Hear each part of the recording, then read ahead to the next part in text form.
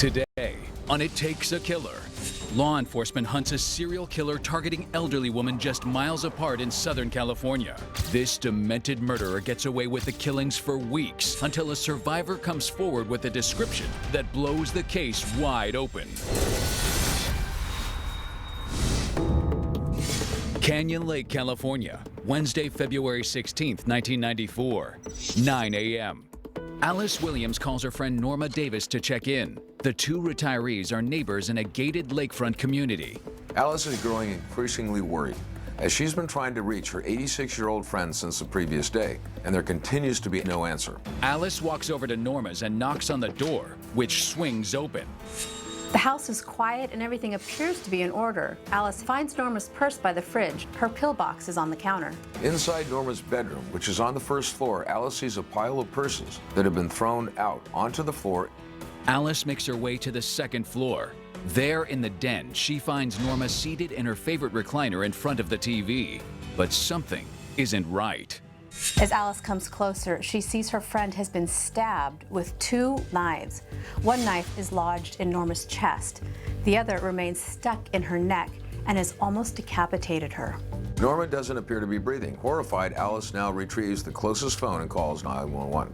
The Paris Police Department sends two officers to the scene. The officers check Norma Davis, but it's too late to save her.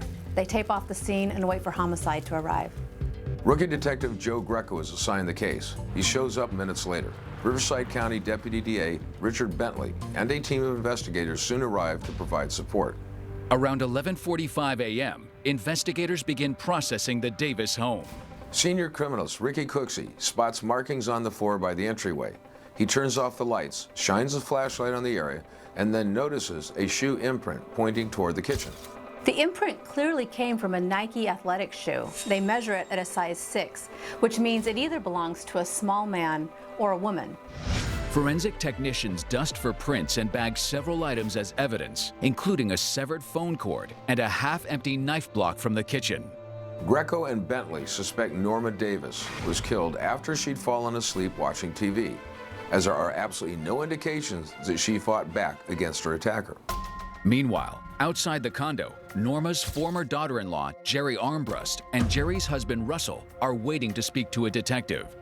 Detective Greco and Deputy DA Bentley escort the couple to a squad car to talk in private. As soon as Bentley and Greco get into the car, they immediately notice Jerry is wearing a pair of white Nike sneakers. Jerry then explains how she's remained close to Norma even after Norma's son died. She'd gotten remarried to Russell. Jerry had actually taken it upon herself to oversee Norma's care. Jerry tells Greco and Bentley she was last at Norma's house 3 days earlier, on Sunday, when she dropped off some groceries at 6 p.m. Jerry says she didn't see Norma, although she assumed Norma was upstairs watching television because she heard the TV. Greco finds Jerry's emotional state a bit odd. For someone claiming to be close to the victim, she doesn't seem all that broken up about the entire situation. Back inside the condo, the forensics team conducts a final examination of Norma Davis's body. They take tape lifts from Norma's clothing in the hopes of retrieving prints, fibers, or DNA. They also scrape underneath her fingernails in the event they contain any of the killer's DNA. As they move Norma's body, investigators notice she suffered multiple additional stab wounds that were previously hidden. Greco and Bentley find the facts and evidence puzzling. The elderly woman had been overkilled, but her home has not been ransacked and nothing appears to have been stolen. The following afternoon, the coroner releases a preliminary report indicating Norma Davis died on Monday, February 14th, 2 days before Alice Williams found her body. Detective Greco visits Jerry Armbrust at home, hoping to glean additional insight. Jerry willingly answers all of his questions and even provides various documents illustrating Norma's medical conditions. By the end of the conversation, Greco eliminates Armbrust off his suspect list. Canyon Lake, California, Monday, February 28, 1994, 6:18 p.m. 3 women knock on the door of June Roberts' mobile home. They're taking June out to celebrate her 66th birthday. June doesn't answer the door. One of the women heads for the golf cart under her carport and retrieves the keys to her house. The women let themselves inside and find June dead in the den. They call the police in a panic. Detective Greco and Sergeant Wyatt McIlvan respond to the scene. Inside the house, they find June Roberts on a carpet underneath a heavy chair. It appears June has been violently attacked and strangled with a curly telephone cord, which remains wrapped around her neck. It's a ligature. The other end of the cord is secured to one arm of the chair. June's face is bloody and swollen. The officers suspect that she had been hit on the head with a heavy wine decanter, which had crushed the left side of her skull, yet no defensive wounds are apparent. Greco and McKelvin walk through the mobile home. They spot June Roberts' pocketbook on the dryer. Next to it, there's a small red leather purse, which is open and looks as though someone has rifled through a pile of credit cards. Technicians dust the purse and cards for prints. Detective Greco is immediately struck by the similarities between this murder and the killing of Norma Davis 2 weeks prior. Both homicides took place in broad daylight, which was unusual. Both women's homes had been rummaged through, yet not ransacked, so robbery does not appear to be the ulterior motive. However, the killer did in fact remove the phone cords from the walls of both of the residences. Norma Davis did not have a phone cord wrapped around her neck like June Roberts. However, it's suspected she had been manually strangled in addition to suffering blunt force trauma to the head.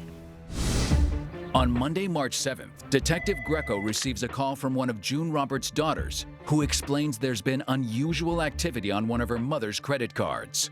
Investigators immediately start running down the charges. Before long, cops visit Bailey's Wine Country Cafe. A waiter there tells them that a blonde-haired woman used June Roberts' Visa on the 28th. The woman was a smoker and had a boy with her who appeared to be 5 years old. When detectives visit nearby Esthétique's hair salon, they learn a blonde-haired woman used June's Visa there that same day to charge $167.76. A hairdresser says the woman went by the name June Roberts and had a little blonde-haired boy with her who referred to her as his second mommy. Another hairdresser says the same woman came back a week later when her hair dyed red, but she told the woman she wouldn't do it because her hair was too damaged. Cops end up tracking the suspicious blonde woman to more than half a dozen stores. Detective Greco comes to the stark realization that he is now dealing with a serial killer, targeting elderly women in this small area of Southern California. Coming up, a ruthless killer attacks 2 more times, but leaves a survivor. You're watching It Takes a Killer. Another summer and still struggling with that fat that won't go away with diet and exercise? Now you can lose that stubborn fat in just one day at Sono Bello, America's #1 cosmetic surgery specialist. In a single customized procedure, Sono Bello gently removes fat and shapes your body for life-changing results. I just never thought that I would get there.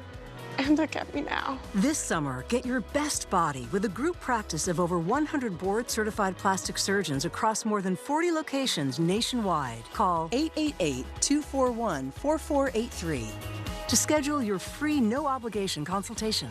For a limited time, we're offering an amazing summer special. Book before September 15th and get one area free. That's your love handles, thighs, even your chin, absolutely free. With affordable financing plans, Sono Bello fits almost any budget. Call for your free no-obligation consultation today and find out how to get one area free. Call 888-241-4483 now.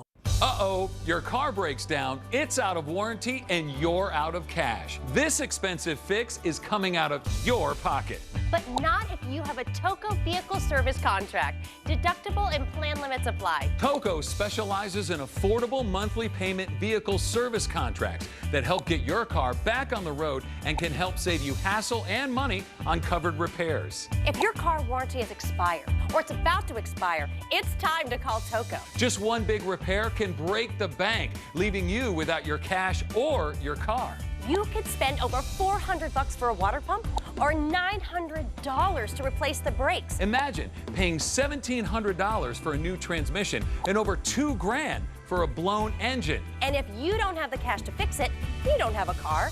And without a car, how do you get to work? With a Toco plan, unexpected and costly repairs covered in the plan are paid for you.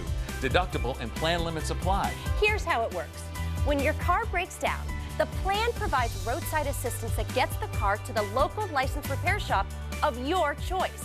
Then the claim support team deals directly with the repair shop, eliminating the headaches and the hassles. And the plan pays the repair shop directly for the covered repairs. In no time, you could be down the road with savings in your pocket. Call Toco right now, and our friendly service associates will help select the Toco plan that's right for you.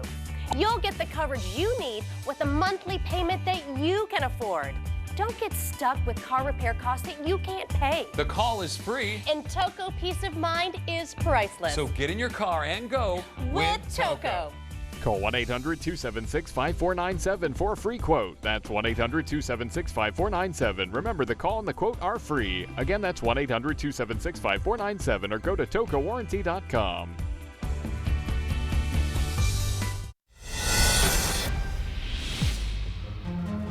On February 16, 1994, 86-year-old Norma Davis is found brutally stabbed and strangled to death in her Canyon Lake, California condo. 12 days later, 66-year-old June Roberts is found bludgeoned and strangled to death in her mobile home less than 2 miles away. Rookie detective Joe Greco leads both homicide investigations. He contacts the FBI believing both women might be victims of a serial killer preying on elderly women.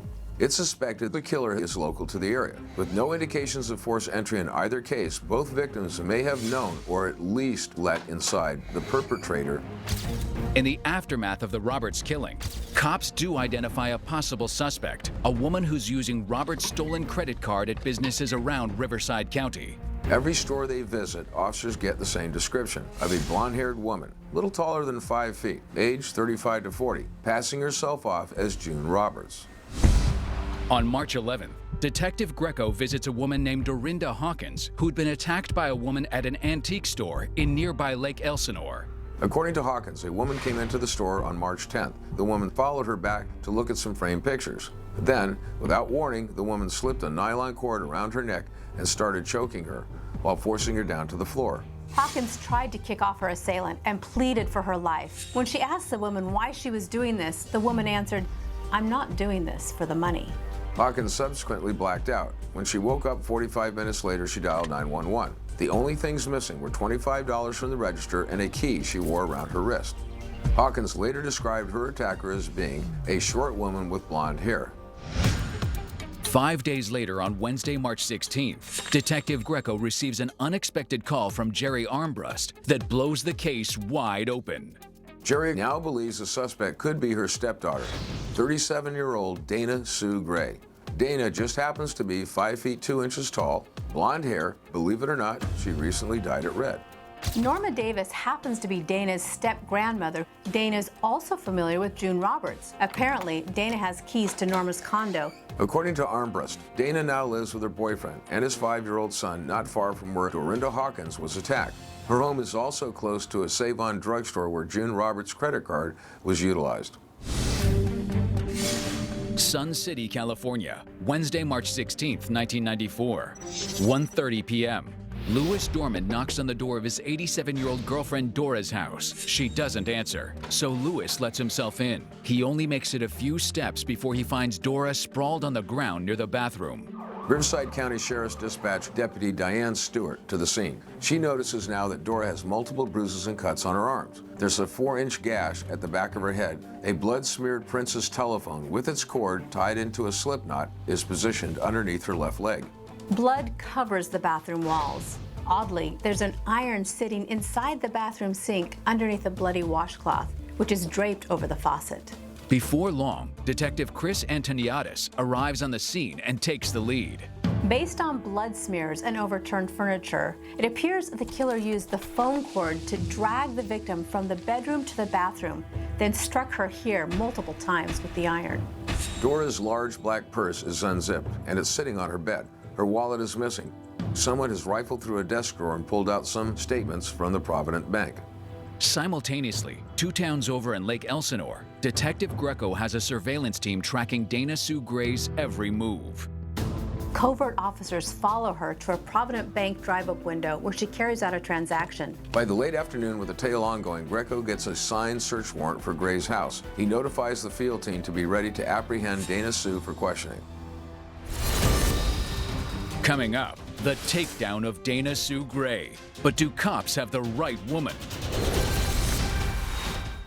By taking surveys, I've made over $250. I've gotten over $500 in cash. Who doesn't need a little extra money? Through the Swagbooks app, I can take surveys anytime, anywhere. Introducing Swag Bucks, the fun rewards program where it pays to share your opinion. Do you feel like you have a little bit of a voice in what a company might be doing, what direction they might want to go? My opinion is worth something on Swag Bucks. Enter Get 10 when you sign up today and get a bonus $10 gift card. Don't wait. Put cash back in your wallet today at swagbucks.com.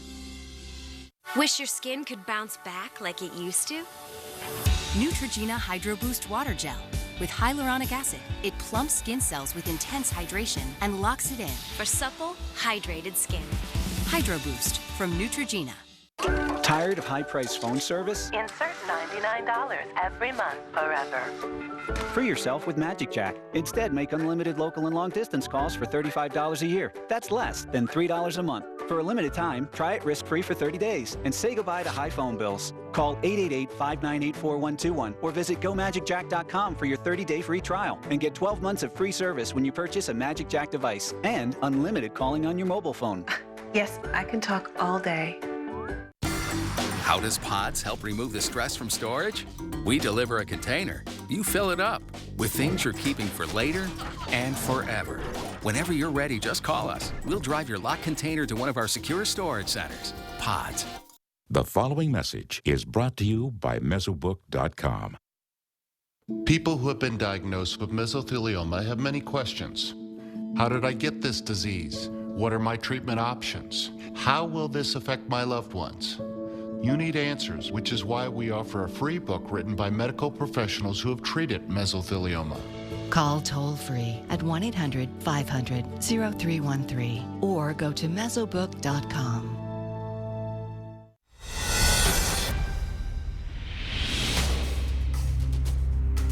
In February 1994, 86-year-old Norma Davis and 66-year-old June Roberts are both violently murdered in the community of Canyon Lake, California. Police believe the two murders are connected, but have no suspects until the presumed killer uses one of the victims' credit cards to go on a shopping spree. That March, a third woman, 57-year-old Dorinda Hawkins, is attacked in a similar fashion, yet she survives, and she gives law enforcement a description of her attacker, a short woman with blonde hair. Norma Davis's former daughter-in-law, Jerry Umbrust, soon comes forward to police claiming her 37-year-old stepdaughter, Dana Sue Gray, could be the perpetrator, as she had connections to both Davis and June Roberts. As law enforcement works to secure a search warrant for Gray's residence, the killer strikes again on March 16th in Riverside County. Sheriff's investigators end up finding 87-year-old Dora Beebe inside her home, strangled and beaten to death, similar to how Norma Davis and June Roberts were both killed. The same day Beebe's body is discovered, law enforcement begins surveilling Dana Sue Gray. They watch her run a series of errands, which included engaging in a mysterious transaction at Dora Beebe's bank. That evening, they decide to move on her. Lake Elsinore, California, Wednesday, March 16th, 1994, 6 p.m. Detective Joe Greco knocks on Dana Sue Gray's door. A team of officers has the house surrounded. When Dana opens the door, all Greco says is, "I think you know what this is about." Dana is then handcuffed and taken to a waiting police car. The authorities haul Gray off and then execute a search warrant on her residence. Detective Greco and Deputy DA Richard Bentley find an abundance of items that have been purchased with June Roberts' stolen credit card. They also found various ropes and gloves. Detectives interrogate Dana Sue Gray later that evening at police headquarters. The officers ask Dana about the items they recovered from her home, which had invariably been charged to June Roberts' stolen credit card. Dana claims she knows nothing about those charges or credit cards. The officers confront her about how they followed her to the same Provident Bank branch used by Dora Beebe. Dana responds by saying she found a woman's purse on a dirt road with a bank book in it belonging to a Betty or Beebe. When Bentley presses Dana, she alters her story, claiming now that she found both the credit cards and the bank book. Dana finally admits she used June Roberts' credit cards and withdrew $2,000 from Dora Beebe's account. She also admits that she took some of Dora Beebe's credit cards. Yet, Dana repeatedly says she couldn't kill anyone. The interrogation drags into the early morning hours of Thursday, March 17th. A sobbing Dana eventually offers a third version of her story, stating how she found Dora Beebe already dead inside her home. So, she took Dora's purse because she needed the money anyway. Riverside County Sheriff's Detectives Chris Antoniadis and Mark Cordova, who are leading the Dora Beebe murder and the Dorinda Hawkins assault investigations, soon joined the interrogation. Antoniadis and Cordova tell Dana they have a witness who saw her leaving Dora's house around the time it's believed the killing transpired. They have enough evidence to charge her with Beebe's murder, as well as the Hawkins assault. However, Detective Greco steps in, handcuffs Dana, and places her under arrest for the murder of June Roberts. She's subsequently transferred to county jail. In the weeks after Gray's arrest, law enforcement digs into her background. Dana Sue Armbrust was born on December 6, 1957 in Pasadena, California. Her mother, Beverly, was allegedly an aggressive, vain, former beauty queen who frequently maxed out her husband's credit cards. Dana's parents divorced when she's 2 years old. Dana rarely sees her father after that. What she does witness is her mother dating a string of men. So throughout her childhood, she acts out to get attention. Whenever Beverly tries to discipline her, Dana retaliates by stealing money or flying into fits of violence. After Dana's mom dies of breast cancer when she's 14, there's really nobody else to provide any semblance of control over her. Dana attends Newport Harbor High. She never applies herself in class, but is introduced to skydiving, which she loves. After graduating in 1976, Dana eventually moves in with her skydiving instructor, Rob. He helps her graduate from nursing school in 1981, but the romance doesn't last. On October 1987, Dana marries pilot Tom Gray. Her shopping habits quickly have them living well beyond their means. They end up filing for bankruptcy and lose their house in Canyon Lake. To save her marriage, Dana tries to have a child, but suffers multiple miscarriages, the last of which is in March of 1992. After that, Dana starts drinking heavily. In 1993, Dana files for divorce and moves in with her new boyfriend and his young son. That November, Dana is fired from the hospital where she works. Allegedly, she stole opiate painkillers, which she later claims she needed as a result of her depression from the last miscarriage. During her unemployment, Dana, the former adrenaline junkie, turns to a more dangerous coping mechanism, murdering elderly women and using their money to fund shopping sprees. Coming up, Dana Sue Gray gambles her freedom on an insanity plea. His words were very much used against him. The cause of death moves from suicide to undetermined. It takes a killer next on Escape. Could you imagine? Numerous medical workups had been done to try to find a cause of this, and nothing had been found. Hurting your own child. Doctors don't want to admit there's something they can't find. To the point of death? The retinal hemorrhages came from trauma. She killed her baby. On Forensic Files, Wednesday night, 8, 7 Central, on the new Escape. Library break!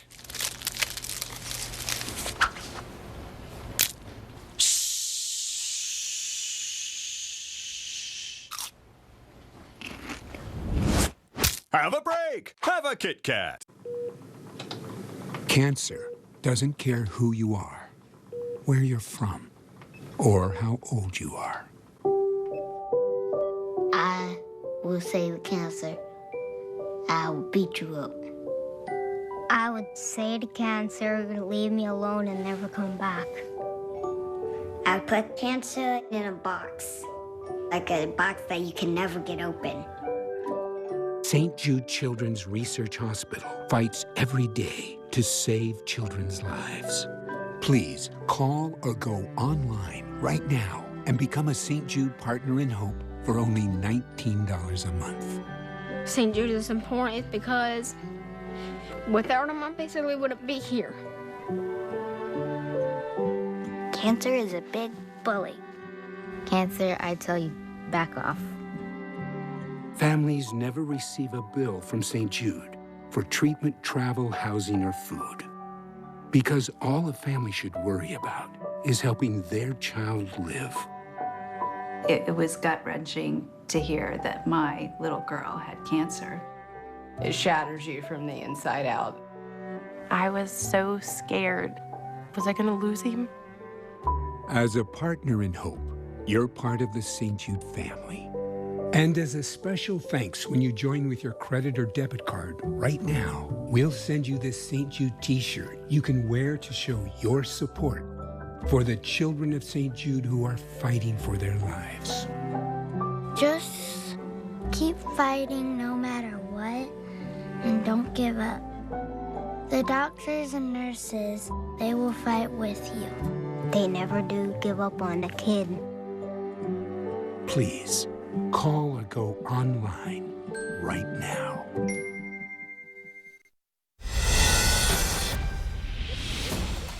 In March 1994, Paris, California police arrest 37-year-old suspected serial killer Dana Sue Gray for the first-degree murder of 66-year-old June Roberts. Gray also faces first-degree murder charges for allegedly killing 87-year-old Dora Beebe, as well as attempted murder and robbery charges for allegedly attacking 57-year-old Dorinda Hawkins. The authorities believe Gray's killing spree began with the murder of her step-grandmother, Norma Davis, in February of 1994.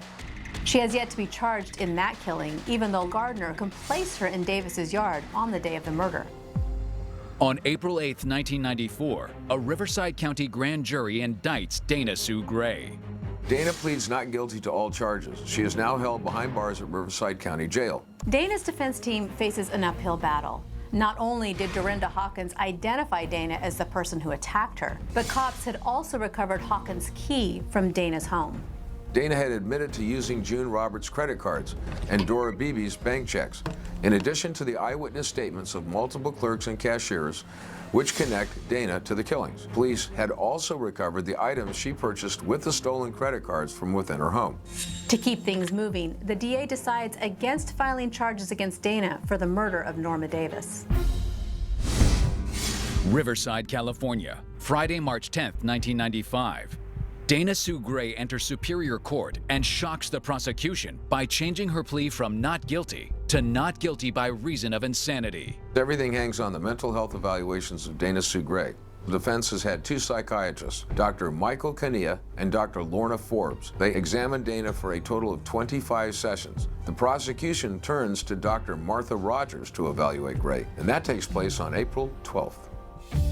Dana offers various explanations for why she committed each attack. Gray tells Dr. Rogers that Dorinda Hawkins provoked her at the antique store by making comments that made her feel ridiculed and rejected. Dorinda reminded her of her mother, quote, in her alcoholic stage. Gray says she felt nauseous after the attack, but quickly overcame it and visited a beauty salon later that afternoon. According to Dana, family friend June Roberts had become so critical of her marriage to Tom Gray that she just lost it. She lost control because June had made her feel worthless. As for the day she killed Dora Beebe, well, Dana had told Dr. Kania she felt despondent, then angry when Beebe supposedly told her she didn't have time to give her directions. Dana claims that she killed Beebe and stole her wallet and bank book. She felt an overwhelming need to shop, which provided comfort. Both defense experts determined Dana Sue Gray was legally insane at the time of her crimes. Dr. Kania concludes Gray was suffering from severe psychotic depression and underlying alcoholism. Dr. Forbes finds that Gray had no awareness of the enormity of her offenses and acted on bizarre distortions of the identity of older women, all as a result of earlier abuse at the hands of her mother. Dr. Rogers arrives at an opposing conclusion.